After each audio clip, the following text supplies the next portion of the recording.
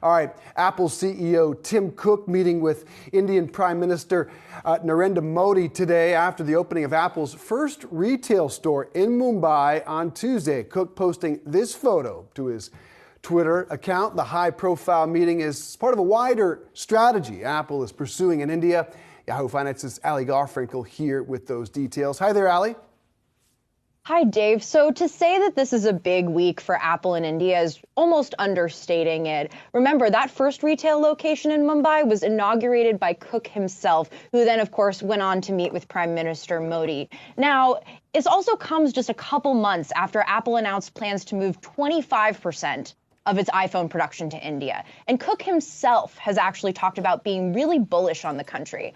I'd love you to take a listen to this piece from an earnings call back in February, where Cook spoke about how he's thinking about India. Take a listen.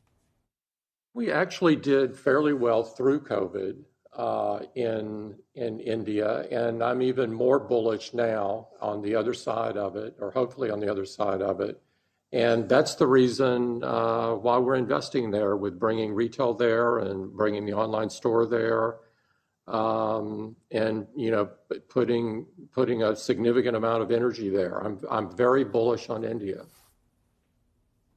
So for Apple and tech at large, India does look like a really good market. And part of that is actually just that total addressable market population. India is in the process, or already has possibly, according to the United Nations, surpassed China as the world's most populous country.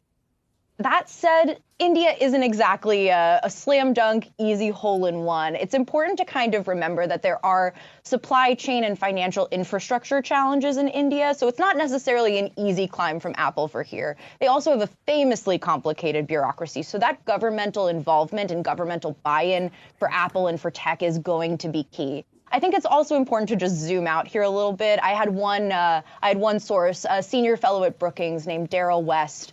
What he said to me was, one of India's best assets is that it's not China.